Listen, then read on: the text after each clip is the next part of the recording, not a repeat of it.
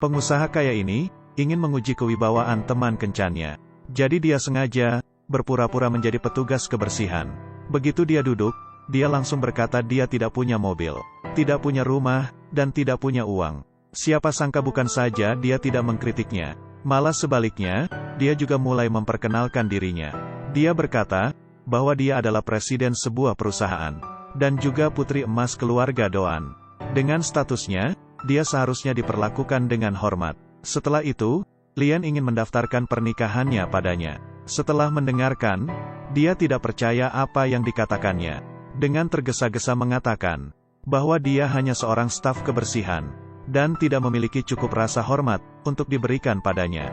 Tidak apa-apa, aku tidak mengkritik. Melihat tekadnya yang begitu besar, pria itu tidak dapat menemukan alasan untuk menolaknya lagi.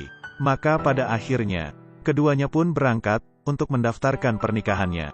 Melihat buku catatan merah di tangannya, dia masih merasa semuanya berjalan lancar. Selalu merasa bahwa dia sudah mengetahui identitas aslinya. Tapi kemudian dia berkata, karena dia ingin berurusan dengan keluarganya. Jadi keduanya hanya menikah kontrak. Sebulan kemudian, mereka akan bercerai. Dan dia akan memberikan 100 juta. Maka begitu Lam Tin Huyen setuju, dia langsung menyetujuinya. Setelah itu, dia dibawa kembali ke villa oleh CEO wanita itu. Dan melihat rumahnya dilengkapi perabotan mewah. Dia terlihat sangat terkejut, tapi tindakannya membuatnya tidak bahagia. Dia segera menetapkan aturan dengannya. Pertama, aku punya masalah kebersihan yang serius. Kau harus menjaga segala sesuatu di rumah ini tetap bersih untukku. Oke. Kedua, barang yang aku beli di sini sangat mahal. Jadi kau tidak bisa menyentuhnya sembarangan. Tidak apa-apa. Masih ada hal ketiga, ini kamarku. Kamarmu ada di sana. Jika aku tahu, kau melangkah setengah jalan ke kamarku, maka kau pasti akan mati. Tidak masalah. Aku heran, apakah semua wanita muda di kota sepertimu? Terserah apa yang ingin kau pikir. Lagi pula, kita berdua hanya berakting. Kau bahkan bisa keluar sesukamu. Tapi jika aku mengetahuinya, maka hidupmu akan berakhir. Tidurlah, bersihkan tempat ini untukku. Dia benar-benar tidak tahu, identitas asli suaminya adalah seorang raja yang dihormati semua orang. Dia tidak hanya memiliki pasukan yang kuat, tapi juga memiliki kekayaan yang tak terhitung jumlahnya. Bahkan orang terkaya di kota ini pun harus menghormatinya. Jika bukan karena membalas budi kakeknya, karena telah menyelamatkan nyawa majikannya di masa lalu. Jadi dengan statusnya sendiri, bagaimana dia bisa layak untuknya? Meski secara sah mereka adalah suami istri, tapi saat mengajaknya makan, dia tetap memperlakukannya seperti orang luar. Bahkan dipandang rendah oleh semua orang di meja perjamuan. Keluarlah dan tutup pintunya. Bung, bawalah sumpitmu ke sini. Teman, siapa kamu? Ah, dia itu staf kebersihan Lam Tin Huyen. Oh, jadi kau pembantu. Seperti yang diduga, kalian bukanlah orang-orang dari kelas yang sama. Sudah ku bilang, orang yang datang ke sini setidaknya harus memakai kemeja, mengenakan dasi. Tapi tidak apa-apa, aku selalu toleran terhadap orang miskin. Ayo cari sudut untuk duduk dan menunggu dulu. Aku akan memanggil staf untuk memberimu kursi. Pelayan, beri aku kursi tambahan. Baik, apakah kau memerlukan yang lain? Menunya, cepatlah. Tan Muyet, ini adalah restoran Prancis kelas atas di kota. Menunya akan dikirim nanti. Kalau kau ingin makan, pesan saja dengan bebas. Semuanya baik-baik saja denganku, pesan saja. Oke. Tidak perlu ambil menu lagi. Ambilkan semua hidangan untukku. Bos kita sudah memesan kamar ini. Jika kau tahu apa yang harus dilakukan, keluar dari sini. Dari mana asal pria ini? Berani sombong seperti ini. Apakah kau tahu siapa orang ini? Apakah aku perlu tahu siapa kamu? Aku hanya ingin tahu, siapa yang berani sombong di tempatku. Kalau begitu, aku akan menghajar orang itu sampai mati. Apakah bocah ini ingin mati? Wanita cantik di sini juga punya banyak uang. Saudaraku, berpencarlah. Tapi jangan sentuh gadis tercantik di sana. Biarkan saja dia. Jangan kemari, lepaskan. Saudaraku, kau terlalu banyak bercanda. Mengapa kau menjatuhkan orang itu? Aku masih belum puas. Biarkan aku memukulmu. Atau kau bisa melakukannya sendiri. Kalau begitu serahkan padaku. Lepaskan, teman-teman. Lihat, itulah yang ku dengar. Bos, kau baik-baik saja. Aku baik-baik saja. Ayo kita naik. Bunuh dia untukku, datanglah untukku. Ada orang lain, aku ingin melihatnya lagi. Lagi pula, siapa yang berani memamerkan kebiasaan kurang ajar seperti itu di daerahku? Harinya akhirnya tiba. Hanya saja orang ini sudah dewasa, dan bahkan tidak menghormatiku lagi. Asalmu dari mana? Tetapi bahkan ketika kau melihatku, kau tetap tidak peduli. Sepertinya, kau mengenalku kan? Tuan Lem. Bawahanku punya mata, tapi tidak bisa melihat. Jadi aku telah menyinggung perasaanmu. Kuharap kau memaafkanku. Untuk menghormati teman-temanku, aku akan memaafkanmu hari ini. Bawa kelompokmu ini, dan pergi dari sini. Terima kasih Lem Tianxin. Terima kasih Lem Tianxin. Apakah semudah itu memaafkan orang ini? Sial, jika kau tidak segera pergi, maka tinggalkan saja hidupmu di sini. Kalian, cepat pergi. Ayo lanjutkan, pesan saja apa saja yang ingin kau makan. Pelayan, apakah kursiku belum sampai? Tidak masalah. Jadi semuanya, harap berhati-hati di jalan. Oke, sampai jumpa. Tan Nguyet, aku akan pulang juga. Aku akan mengambil mobil. Berhati-hatilah. Jelaskan sedikit tentang cerita malam ini. Aku tidak ada hubungannya. Menjelaskan apa? Sepertinya dia sangat takut padamu. Aku dulu pernah bekerja membersihkan rumahnya. Kau melakukannya dengan baik, jadi kau menyelamatkan harga diriku. Baiklah, jika kau tidak ingin bicara, maka tidak apa-apa. Ikutlah denganku besok, untuk mengunjungi Truong Den Hao. Berdasarkan apa? Banyak sekali orang yang memukulinya seperti itu. Lagi pula dia juga membantu, jadi dia terluka. Bagaimana kalau kita mengunjunginya sebentar? Ternyata karena aku mengusirnya. Kenapa aku tidak mendapat hadiah itu? Lagi pula, apakah Truong Den Hao itu ada artinya bagimu? Dia ingin mengejarmu. Lem Tin Huyen, silakan pulang sendiri. Menjauhlah. Bagaimana aku bisa pulang sendiri? Jalan ke rumah. Aku akan mati karena kelelahan. Benarkah? Ya Tuhan, apa yang kau lakukan di tengah malam? Apa yang kau lakukan di sini selarut ini? Raja yang terhormat. Pasar Suzhou dan Hangzhou berkembang pesat. Bandara saja tidak cukup untuk digunakan. Jadi sekarang, Presiden Suzhou dan Hangzhou datang.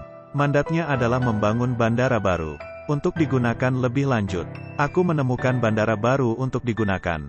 Tapi aku ingin tahu, apakah aku bisa menggunakannya? Apakah maksudmu, Trinity Group sedang bersiap untuk mengambil alih proyek ini? Unit utama yang membawahi Trinity Group masih membutuhkan unit konstruksi berdasarkan kontrak. Ada dua pilihan di depan. Salah satunya adalah grup Camtu, dari keluarga Doan, atau kelompok Unglong, dari keluarga Tran. Ada beberapa hal yang perlu dibandingkan, dalam hal kekuatan. Daya saing Unglong Group lebih kuat. Lihat saja, aku akan membantumu menebaknya. Aku akan membantumu menebaknya. Grup Unglong lebih kuat. Lihat saja dan lakukan. Benar. Apakah kau sedang sibuk dengan sesuatu sekarang? Tidak Pak. Bawa aku pulang. Ayo pergi. Pulang ke rumah. Apakah kau masih tahu jalan pulang? Tadi itu memalukan. Bisakah kau mengubahnya? Ini sudah larut. Tidurlah lebih awal. Benar sekali, kau harus bangun besok pagi-pagi, dan ikut aku ke rumah kakek. Saat kau pergi ke rumah kakekku, kau tidak perlu mengatakan apapun. Lakukan saja apa yang kuperintah. Oke, tidak masalah. Silakan pergi tidur. Kakek, anak-anak sudah tiba. Apakah Nguyet akan datang? Ayo duduk, ayo duduk. Nguyet, kisah yang dia ceritakan hari itu. Itulah yang terus kupikirkan. Di mana itu? Apa yang sedang terjadi? Tadi malam Tin Huyen memberitahuku. Dia tidak punya pengalaman kerja apapun. Jadi dia bukan bos di sana, hanya asisten. Anggap saja, ini sebuah kesempatan mendapatkan pengalaman. Anak muda, itu memang bagus. Tapi kau tidak bisa menganiaya keponakan iparmu sendiri. Ah kakek, sebenarnya, sekarang aku melihat diriku sebagai asisten. Dan itu sudah cukup. Hanya saja aku mendapat pengalaman baru. Itu benar. Kami tahu kakek sedang makan malam. Hentikan. Ayah, gudang kita di Nam Kuan dibakar. Besarnya api, menimbulkan kerugian banyak bahan mentah. Apa kau sudah menyelidiki penyebabnya? Sudah. Dan tampaknya, itu disebabkan oleh seseorang dengan sengaja.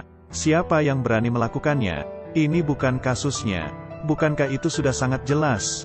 Gudang produk Camtu Group di selatan adalah bahan untuk konstruksi bandara baru. Dan ini semua tidak sepadan dengan uang.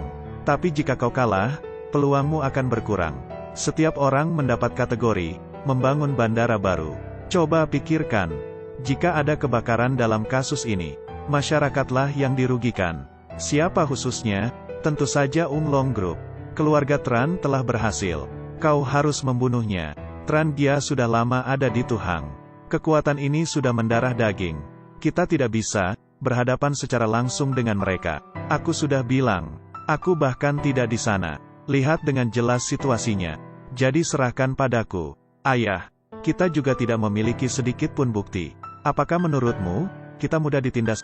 Ini adalah yang terbaik. Bertekad untuk mendapatkan barang konstruksi, dan membangun bandara baru. Kemudian kementerian dan departemen terkait, juga para pejabat akan mendukung kami. Keluarga lain tidak akan bisa berbuat apa-apa. Memang seperti itu. Tapi keluarga kita tidak sekuat lawan. Tidak dapat dibandingkan dengan mereka. Aku khawatir dengan cara ini. Posisi kita tidak akan aman. Itu karena dia punya cara. Cara apa ini? Kategori konstruksi membangun bandara. Berarti memberikan hadiah setinggi-tingginya. Jadi biasanya, mereka memberikannya pada Doan Gia. Kita akan memutuskan. Tapi pada akhirnya, ditentukan oleh siapa? Diputuskan oleh Trio Fudin. Trio Fudin. Besok adalah pesta ulang tahun Trio Fudin. Kita harus memberinya hadiah yang mewah. Buat dia merasa bahagia. Kita akan mengurus keluarga Doan ini.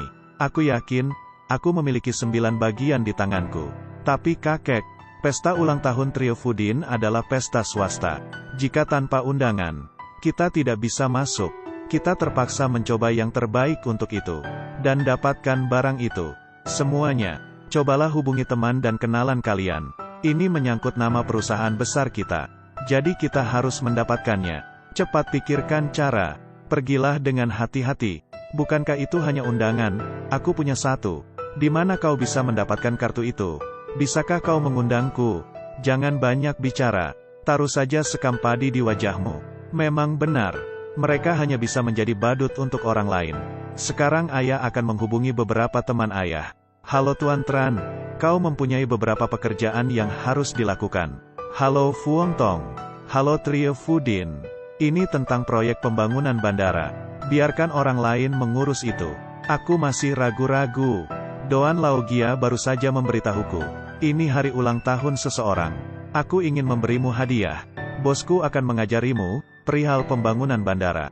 Aku akan menempatkan Doan Gia sebagai penanggung jawab.